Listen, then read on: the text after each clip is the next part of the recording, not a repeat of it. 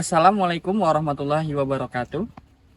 Kami dari kelompok 7 pada video pembahasan kali ini akan membahas kerjasama internasional dalam perlindungan lingkungan laut dari polusi minyak kapal, khususnya di Selat Malaka dan Selat Singapura.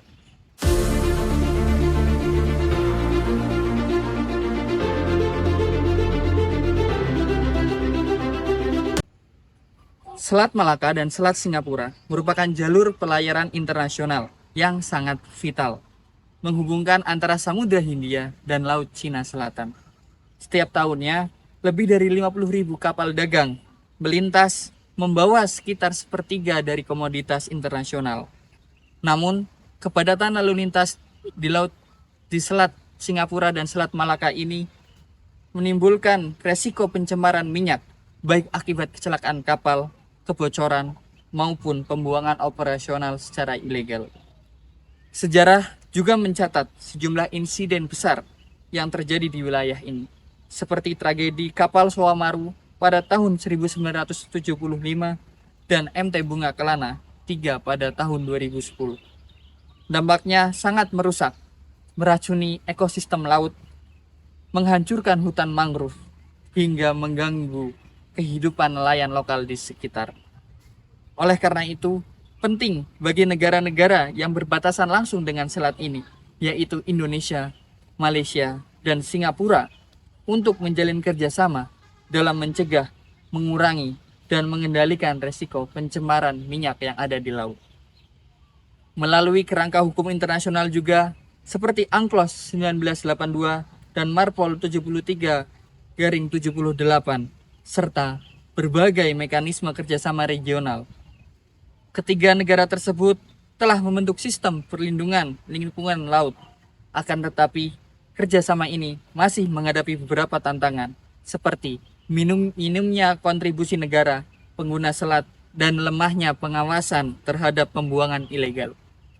Dengan meningkatnya lalu lintas di perairan ini, membutuhkan penguatan kerjasama dan penegakan hukum menjadi sangat penting untuk menjaga kelestarian Selat Melaka dan Selat Singapura.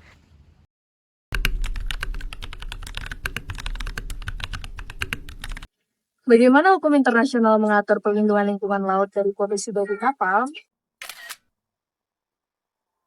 Jadi lingkungan laut dari pencemaran minyak oleh kapal diatur secara komprehensif dalam berbagai instrumen hukum internasional. Salah satunya yaitu United Nations Convention on the Law of the Sea, yaitu UNCLOS 1982, yang dalam pasal 192 mewajibkan negara untuk melindungi dan melestarikan lingkungan laut.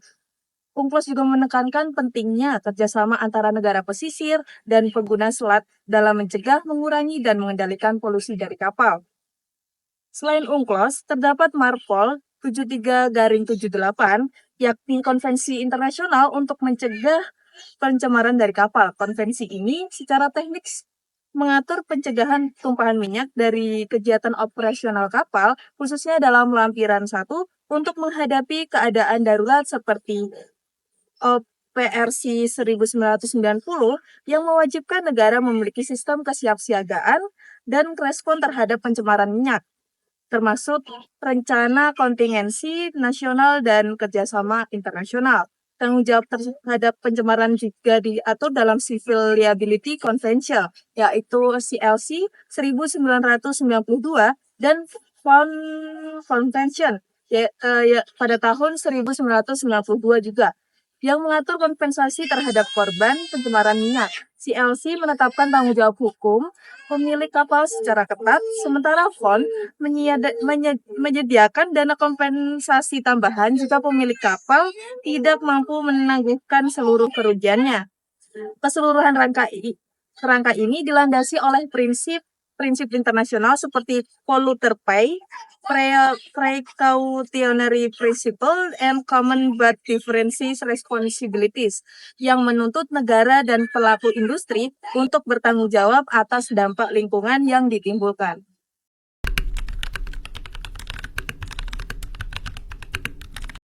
Apa upaya yang dilakukan oleh kerjasama ketiga negara pesisir dalam mencegah, mengurangi, dan mengendalikan polusi minyak yang berasal dari kapal-kapal Selat Malaka dan Singapura? untuk menjaga Selat Melaka dan Selat Singapura dari ancaman penyemaran minyak kapal. Tiga negara pesisir Indonesia, Malaysia, dan Singapura telah menjalin kerjasama intensif yang dimulai sejak tahun 1971. Kerjasama ini dilakukan melalui berbagai mekanisme yang mencakup pencegahan, kesiapsiagaan, dan penanganan tumpahan minyak. Ada tiga pilar utama kerjasama tersebut. Yang pertama adalah forum kooperatif, yaitu wadah dialog antara negara-negara pesisir dengan negara pengguna selat dan industri pelayaran. Di forum ini, mereka saling berbagi informasi, teknologi, dan strategi pencegahan pencemaran. Yang kedua, yaitu komite koordinasi proyek yang bertanggung jawab dalam implementasi program teknis dan operasional. Yang ketiga, Aids to Navigation Fund atau ANF, yakni mekanisme pendanaan untuk pemeliharaan alat bantu navigasi, yaitu sumber dananya berasal dari negara-negara pesisir, pengguna selat, industri, dan organisasi internasional. Untuk pencegahan pencemaran, ketiga negara menerapkan Traffic Separation atau TSS untuk memisahkan jalur lalu lintas kapal dan mencegah tabrakan. Mereka juga membangun Vessel Traffic Service atau VTS dan radar guna membantu memantau pergerakan kapal secara real time. Selain itu, ada Strike Track, sistem pelaporan yang wajib bagi kapal yang melintasi selat untuk mempercepat penanganan jika terjadi insiden. Dalam hal tanggap darurat, ketiganya menyepakati SOP bersama dan juga menjadi bagian dari inisiatif ASEAN OSLAP yang memungkinkan koordinasi lintas negara dalam merespon bencana. Dengan sistem kerjasama ini, ketiga negara tidak hanya menjaga keselamatan pelayaran di selat, tetapi juga menunjukkan komitmen bersama dalam menjaga lingkungan laut yang sangat strategis.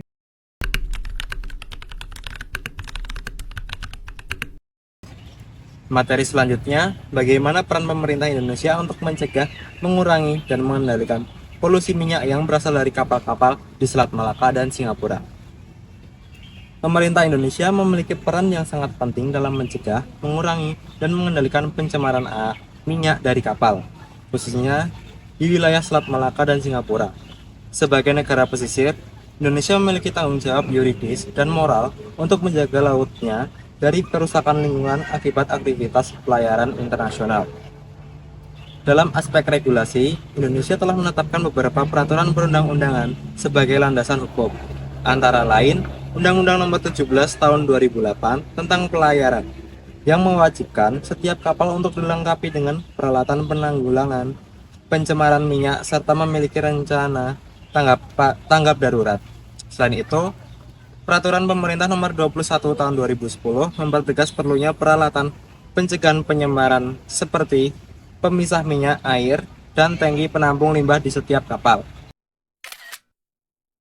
Dalam bidang navigasi, Indonesia menyediakan berbagai alat bantu navigasi seperti suar dan radar untuk mencegah kecelakaan di laut. Pemerintah juga menetapkan zona keselamatan di sekitar alat bantu navigasi dan memberlakukan sistem pelaporan kapal yang ketat untuk memantau pergerakan kapal di perairan strategis tersebut. Semua ini bertujuan untuk mengurangi potensi kecelakaan yang bisa menyebabkan tumpahan minyak. Dalam hal tanggap darurat, Indonesia telah membentuk sistem respon berjenjang melalui Peraturan Presiden Nomor 109 Tahun 2006 tentang penanggulangan keadaan darurat akibat tumpahan minyak di laut. Skema ini mencakup tier 1 untuk insiden kecil yang bisa ditangani lokal hingga tier 3 untuk insiden besar yang memerlukan dukungan nasional atau bahkan internasional. Pemerintah juga menugaskan otoritas pelabuhan dan instansi terkait untuk melakukan investigasi, koordinasi, dan penindakan atas kasus pencemaran yang terjadi. Dengan berbagai langkah ini, Indonesia menunjukkan komitmennya dalam menjaga kebersihan laut, tidak hanya untuk kepentingan nasional, tetapi juga sebagai bagian dari tanggung jawab global dalam menjaga Selat Malaka dan Singapura sebagai jalur laut internasional yang bersih dan aman. Secara kesimpulan, perlindungan lingkungan laut dari pencemaran minyak oleh kapal telah diatur secara komprehensif melalui berbagai instrumen hukum internasional seperti UNCLOS 1982, MARPOL 73/78, CLC 1992, FUN 1992 dan OPRC 1990. Ketentuan ini mengatur kewajiban negara, tanggung jawab pemilik kapal, serta mekanisme tanggap darurat atas tumpahan minyak di laut. Indonesia, Malaysia, dan Singapura sebagai negara pesisir Selat Malaka dan Singapura telah menjalin kerjasama melalui forum kooperatif, komite proyek, serta pendanaan bersama dalam bentuk Aids to Navigation Fund. Selain itu, berbagai sistem seperti Traffic Separation SIM, Straight Trip, dan Vessel Traffic Service telah diterapkan untuk mencegah terjadinya pencemaran. Pemerintah Indonesia sendiri telah mengambil peran penting dalam regulasi, penyediaan alat bantu navigasi, dan pembentukan sistem tanggap darurat nasional melalui Perpres nomor 109 tahun 2006. Namun, kontribusi negara pengguna selat dan industri pelayaran global terhadap pendanaan dan pengawasan masih belum sebanding dengan manfaat ekonomi yang mereka peroleh dari selat ini. Lalu untuk saran, pertama, diperlukan harmonisasi ratifikasi dan implementasi konvensi internasional oleh seluruh negara pesisir, terutama terhadap konvensi seperti OPRC tahun 1990 yang belum diratifikasi secara menyeluruh. Kedua, perlu didorong penetapan Selat Malaka dan Singapura sebagai Particularly Sensitive Sea Area atau PSSA oleh IMO agar perlindungannya dapat ditingkatkan. Ketiga, kontribusi negara penggunaan selat dan industri pelayaran harus ditingkatkan, baik dalam bentuk pendanaan, teknologi, maupun pemantauan. Keempat, kerjasama regional harus lebih menekankan pada larangan dan pengawasan terhadap pembuangan minyak secara sengaja, yang selama ini menjadi sumber pencemaran dominan. Kelima, diperlukan penguatan peran LSM dan otoritas pelabuhan dalam melakukan kontrol dan penegakan hukum terhadap kapal pelanggar. Dengan sinergi yang kuat antara penegara pesisir, pengguna, organisasi internasional, dan masyarakat sipil, Selat Malaka dan Singapura dapat terus dijaga sebagai jalur laut yang aman, bersih, dan berkelanjutan untuk generasi mendatang. Sekian dari kelompok kami.